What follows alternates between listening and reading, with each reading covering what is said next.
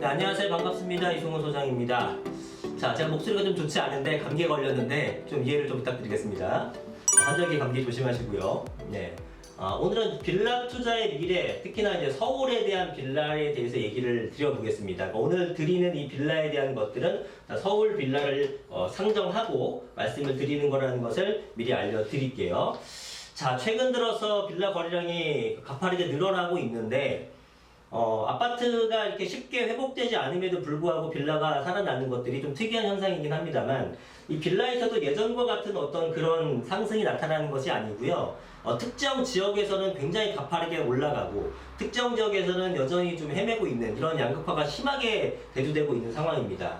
이런 상황에서 우리는 어떤 빌라를 또 투자를 해야 되고, 지금 투자하는 것이 맞는 건지, 그리고 지금 투자했을 경우에 향후 수익을 올릴 수 있을까에 대한 부분을 한번 얘기해 보려고 합니다. 이 빌라를 공급과 수요 시장으로 일단 나눠서 분석을 해보려고 합니다. 자, 일단 빌라를 짓기 위해서는 공급을 해야 되겠죠. 어떻게 공급하느냐? 토지가 있어야 될 것이고요. 그 다음에 공사를 해야 되죠.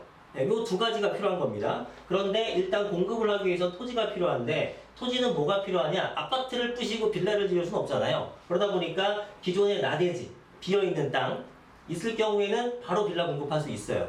그런데 서울 빌라에 나대지가 있냐 없냐? 전혀 없죠. 전혀 없습니다. 그러면 두 번째로는 어떻게 짓느냐면, 단독이라든가 다가구 같은 것을 헐고 나서 빌라를 공급을 합니다. 그런데 최근 들어서 아파트라든가 빌라 같은 가격들이 작년까지만 해도 하락세를 면치 못하고 있는 와중에서도 단독의 가격은 올랐습니다. 그럼 단독주택 가격이 왜 올랐을까? 여러분들이 물리적으로 보이는 현황 그 자체가 점점 깜깜한 데고 낡아지는 단독주택이 왜 올라요? 갑자기 서울에 단독주택을 살고 싶어졌어요? 아파트에서 단독주택을 살고 싶은 수요가 늘어났을까요? 그것 때문일까요? 아니죠. 그런 이유에서 찾을 게 아니라 단독주택에 대한 희소성 부분이죠. 왜냐하면 2013년서부터 2022, 3년까지 거의 근 10년간 빌라의 공급이 폭발적으로 많았습니다. 그러면 그 공급을 다 어디서 했겠느냐? 단독이나 다가구, 단독 같은 거 부시고 하는 경우가 가장 많죠. 그래서 10여 년 전에는, 그때도 단독이 많지 않았습니다만, 단독이라는 건 우리가 1980년대, 90년대에는 많이 우리가 살았지만, 그 이후에는 아파트가 대중화되고 하게 되면서 잘 안 살았잖아요. 이러한 단독이 얼마 없었는데 그나마도 다 빌라 공급으로 다 부서져 버린 겁니다. 그래서 비율이 이제는 100% 비중 중에서 5% 미만이 되지 않을까 싶습니다. 그만큼 단독주택에 대한 비율이 적어졌기 때문에 가격은 올라갈 수밖에 없다는 거예요. 그러면 단독주택에 의한 공급도 쉬운 게 아닌 상황인 거죠. 다가구도 마찬가지입니다. 다가구는 뭔지 아시죠? 한 사람 소유의 건물인 거예요. 그러면 보통은 이렇게 4층 건물이 있으면 위에는 주인이 거주를 하고 밑에는 이제 월세를 받는 형태가 되겠죠. 그죠? 그러면 이분은 보통 내가 거주하게 되면서 월세 받으니까 생활에 충분히 만족하게 되는 부분이 있기 때문에 이거를 파는 경우가 드물어요. 그래서 이것도 공급하기가 쉽지는 않은 상황이고, 그나마 몇몇 다가구들 나와 있는 것들은 보니까 다 외곽에 있는 것들입니다. 외곽에 있는 것들. 그래서 직접 근접성이 있어서 공실이 안 나오고 잘 받는 것들은 다가구 공급이 나타나질 않죠. 다가구가 부셔서 신축 빌라로 될 수 있는 그런 땅이 나타나질 않는 겁니다.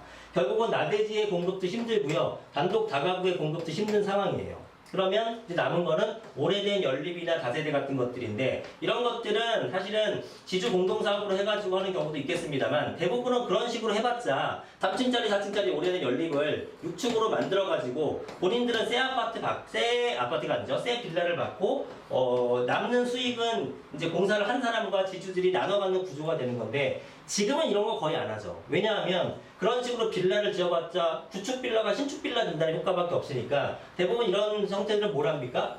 뭉쳐서 모아타운이든 역세권 활성화 사업이든 내지는 최소한 가로주택 사업이든 신통이든 이런 걸 하겠죠. 그래서 이것도 신축 빌라 공급으로 나타나지 않습니다. 그래서 공급적인 부분은 계속 떨어져 있는 부분이 꽤 부족한 상황이 돼버리는 거죠. 그럼 수요 측면 한번 살펴볼게요. 수요 측면에서는 실거주자가 굉장히 많습니다. 서울 빌라는 실거주가. 왠지 아십니까? 첫 번째 이유, 직장이 많습니다. 직장이. 거의 한 70% 이상의 중견기업 이상들은 다 서울에 있고요. 대기업은 거의 90% 가까이가 서울에 있습니다. 그러니까 당연히 직장이 많으면은 수요자가 많겠죠. 수요자가 많은데, 이 사람들은 일단 우리가 빌라랑 아파트 중에 하나를 선택하자 그러면은 당연히 아파트를 선호를 합니다. 근데 문제는 비싸죠. 여러분들이 서울에 아파트 갖고 싶다 하는데 그거 왜 안 사요? 응? 먹고 싶은 고기 있으면 먹기도 하고 여행 가고 싶은 건 여행도 가잖아요 요즘에. 근데 왜 서울의 아파트는 안 삽니까? 안 사는 게 아니라 못 사는 거죠. 왜? 비싸니까. 평균 가격이 11억, 12억 하는 걸 어떻게 삽니까? 그래서 대부분의 신혼부부들이 11억짜리 평균적인 아파트를 구입할 수 있겠습니까? 못 구입하죠. 그래서 신혼 시작 때는 직장은 다 서울에 있으니까 주로 대부분 빌라로 시작을 하는 겁니다. 이러한 빌라 수요가 실거주자 위주로 굉장히 많은 게 바로 서울 빌라의 특징이에요. 그리고 이 실거주자 외에도 투자자도 상당히 많죠. 방금 앞서 말씀드렸다시피 정비구역으로 개발되는 게 굉장히 많잖아요. 모아타운이든 신통이든 등등등. 그런 것들을 투자해서 아파트를 결국 원하는 거죠. 서울의 아파트를 원하는데 서울의 아파트가 장난 아니죠. 그러니까 이런 식으로 투자를 해가지고 내가 나중에 미래에 서울 아파트를 받고 싶은 수요가 엄청나게 많잖아요. 이게 서울에만 있는 게 아니라 전국적 수요란 말입니다.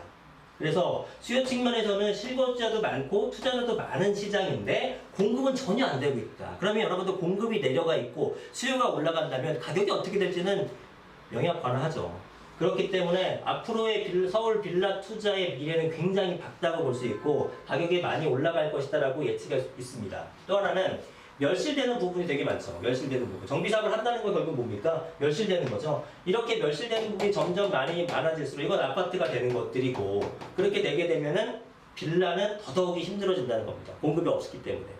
그런데 서울 빌라 쪽의 실거주자는 직장들이 아예 직장이라든가 명문 대학들이 지방으로 가면은 문제가 없어요. 그럼 수요도 줄어드니까. 근데 그게 아니라 우리나라 같은 서울 수도권 같은 경우에 인구 밀집 현상이 거의 전 세계 탑 아닙니까? 그죠? 모든 나라가 런던이든 뉴욕이든 도쿄든 상하이든 물론 많은 나라의 국민들은 수도에 많이 거주하지만 우리나라처럼 밀집된 곳은 없습니다.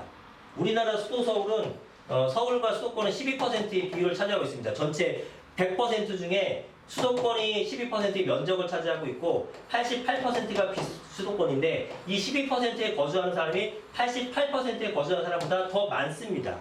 특히 서울은 요만하죠. 경기 수도권 요만한데 그중에 서울 요만하죠. 여기에 지금 900만 명이 넘게 살고 있어요. 그나마 준 게 이거죠. 그렇죠? 그러니까 서울 쪽에 있는 것들은 공급을 지속적으로 해야 돼요. 공급을 지속적으로 해야 돼서 멸실도 하게 되고 해야 되는데 주택 공급은 점점점 안 되기 때문에 가격은 상승할 수밖에 없다라는 겁니다. 그래서 여러분들이 이런 프로세스를 알고 있다면 지금의 빌라 가격이 굉장히 저렴하다는 걸 여러분들이 느끼셔야 돼요.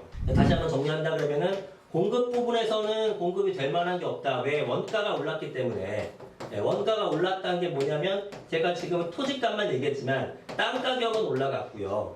그리고 잘 나오지도 않고 그리고 인건비 많이 올라갔죠. 인플레 때문에. 또 뭐가 올라갔습니까? 가장 큰 이슈가 이거죠. 공사비가 이제 빌라도 평당 1,000만 원 시대가 도래했습니다. 평당 1,000만 원. 난리 났죠. 난리 났어요. 그래서 당연히 가격이 그럼 굉장히 높아질 거 아니겠습니까? 근데 빌라는 반드시 필요하고 서울에서는 왜? 그래도 아파트보단 싸니까. 근데 모든 직장들은 절대 안 옮기잖아요. 그죠? 그 아래쪽 지자체에서 지방 쪽의 지자체에서 지원금 주고 뭐 여러 가지 인센티브를 다 제공해도 기업들이 거기 내려가지 않습니다. 왜 안 내려가는지 아십니까? 거기서는 도저히 인재를 구할 수가 없대요. 모든 인재들이 다 서울에 와서 있기 때문에 왜 돈 월급 많이 준다고 거기 지방 내려가겠습니까? 안 가죠. 그러니까 각종 인센티브를 준다고 하더라도 기업이 내려가지 않습니다. 결국 우리나라는 이 구조적인 문제가 해결이 안 되면서 서울 수도권으로 모든 게 집중될 수밖에 없는 좀 안타깝지만 그런 구조화가 이미 고착화돼 버린 거예요. 그렇기 때문에 서울 집값은 올라갈 수밖에 없는데 특히나 빌라 같은 부분은 공급은 없고 수요는 앞으로도 계속해서 많아질 구조이기 때문에 가격이 올라갈 수밖에 없다라는 겁니다. 그래서 여러분들이 그냥 선입견을 갖고 빌라 투자가 뭐 되겠어요. 여전히 이런 생각을 갖고 계신 분이 있으면 나중에 크게 후회할 겁니다.